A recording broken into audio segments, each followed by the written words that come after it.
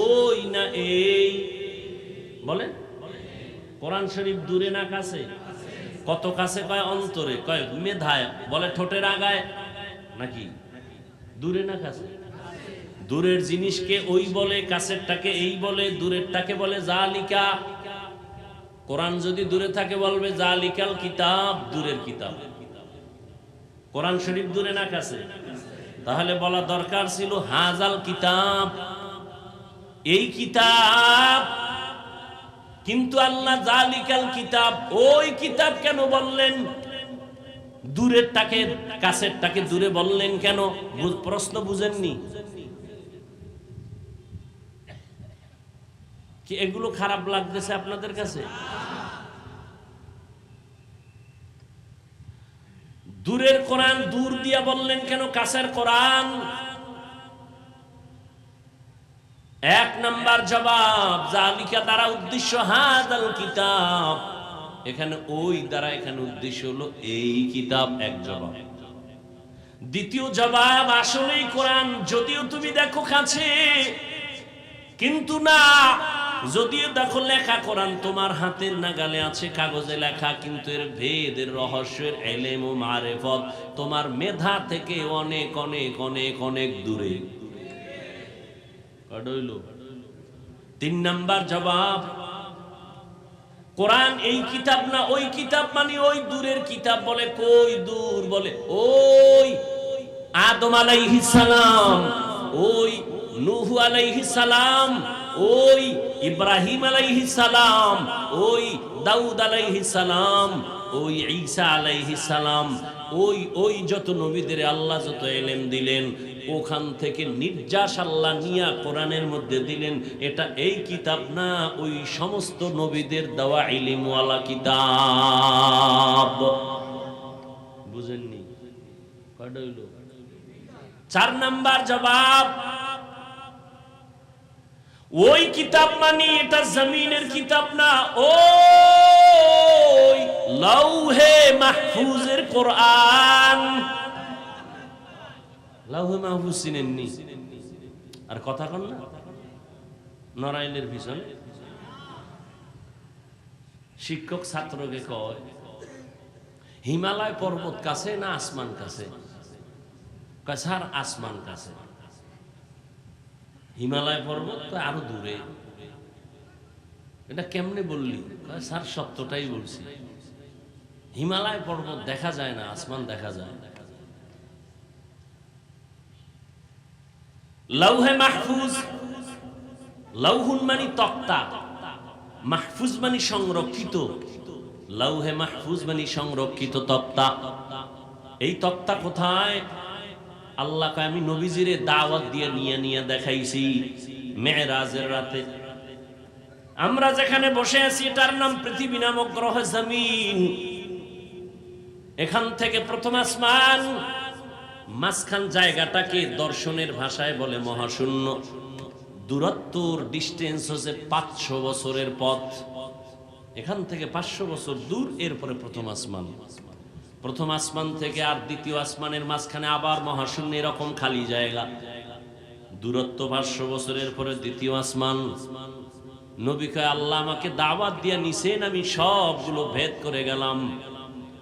মক্কা থেকে বাইতুল মাকদিস, ওখান থেকে আল্লাহ আমাকে নিয়ে গেলেন প্রথম আসমানে। গিয়া দেখলাম 2টা দরজা লাগানো নূরের তালা দিয়া,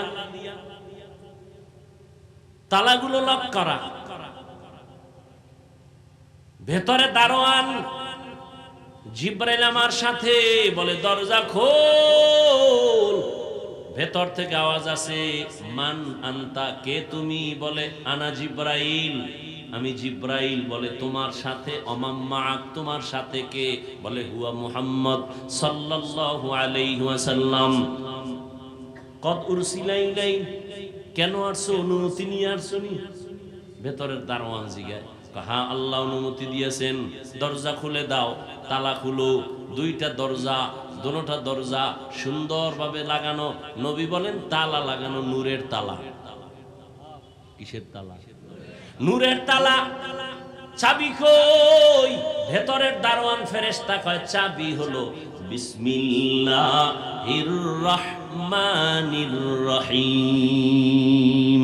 নবী বললেন, তালা খুলে গেল। নবী প্রথম আসমানে ঢুকলেন। আসমানটার ভেতরে আবার বিশাল কুদরতের কারিশমা নবী দেখলেন। এরপরে প্রথম আসমানটা সফর করে উপরে গেলেন, খালি জায়গা 500 বছর। তারপরে দ্বিতীয় আসমান, সেখানেও 2 দরজা। আবার অনুমতি চাইলেন, ভেতরের দারোয়ান অনুমতি দিলেন, তালা খুলল, নবী ঢুকলেন। দ্বিতীয় আসমানটা সফর করলেন, ঈসা নবীর সাথে মোলাকাত। ওখান থেকে আবার মহাশূন্য 500 বছরের দূরত্ব। এর উপরে 3 নাম্বার আসমান। নবী ওখানে ঢুকলেন, ঘুরলেন, আবার মহাশূন্য পাড়ি দিলেন। এরপরে ঢুকলেন 4র্থ আসমানে। এইভাবে 7টা আসমান নবী ভেদ করলেন। এরপরে 7 আসমানের উপরে চলে গেলেন নবী, রহমতের নবী। গিয়ে দেখেন 7 আসমানের উপরে একটা নূরের ঘর, কাবা। নাম হলো বাইতুল মামুর। নাম কি? নবী দেখলেন ওই বাইতুল মামুরে। আর পিতা ইব্রাহিম আলাইহিস সালাম ট্যাক লাগায় বসে আছেন। 70,000 ফেরেশতার কাফেলারা তাওয়াফ করে। একবার যারা চান্স পেয়েছে, কিয়ামতের আগে আর সুযোগ তারা পাবে না, এত বেশি ফেরেশতাদের সিরিয়াল। নবী বলেন, এর উপরে গেলাম, গিয়ে দেখলাম বিশাল একটা বড়ই গাছ, সিদরাতুল মুনতাহা। এত বিশাল বড় বড়ই গাছ, গাছের পাতাগুলো হলো কালকে লাল, হাতির কানের মতো বড় বড়। আর ওই গাছের বড়ইগুলো, তেলের ড্রাম আছে আমাদের দেশে, তেলের ড্রাম বড় বড়। বলে এক একটা বড়ই, কুল বড়ই, ওগুলো হলো তেলের ড্রামের মতো বড়। নবী বলেন, এখানে তো আমি বৈশা রয়েছি, যাইয়া জিব্রাইলের দৌড় বা এখানে সফর শেষ। এবার বাহন ও বোরাক শেষ, রফ রফ চলে আসলো ভিন্ন বাহন। এবার আল্লাহর অর্ডারে উঠলাম। এবার আমাকে নিয়ে যাইতেছে আরো উপরে। এত উপরে যাইতেছি, দেখি পানি। এক জায়গায় গিয়ে দিই শুধু পানি পানি পানি পানি, ভেতর দিয়ে আমি যাইতেছি, আমার গায়ে পানি লাগে না।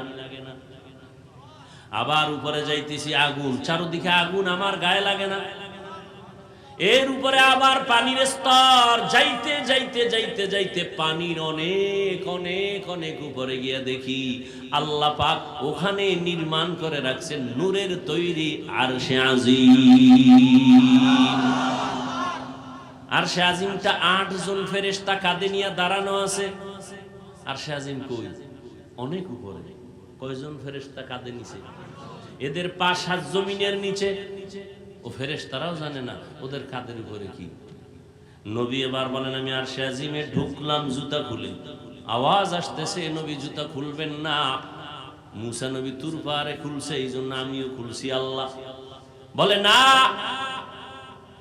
মুসা নবী তুর পাহাড়ে যাবে আল্লাহর সাথে কথা বলতে, কিন্তু পাহাড় এটা পবিত্র উপত্যকা, এখানে ঢুকতে জুতা নিষেধ করা হয়েছিল। কিন্তু আরশে আজিম অপেক্ষা আছে আপনার জুতার ধুলি নেওয়ার জন্য। রহমতের নবী ঢুকলেন। ঢুকার পর ওই আরশে আজিমের পার্শ্বে দেখে বিশাল বড় একটা তক্তা। মনে আছে নি? তক্তা, সংরক্ষিত তক্তা, লৌহে মাহফুজ। বিশাল বড় তক্তায় পুরা 30 পারা কোরআন শরীফ লেখা। সমস্ত মুফাসসিরিনে কেরাম বলেন, ওই লৌহে মাহফুজের মধ্যে তক্তায় কোরআন শরীফ যেই সিরিয়ালে লেখা, বর্তমান কোরআনটাও ওই সিরিয়ালে আছে।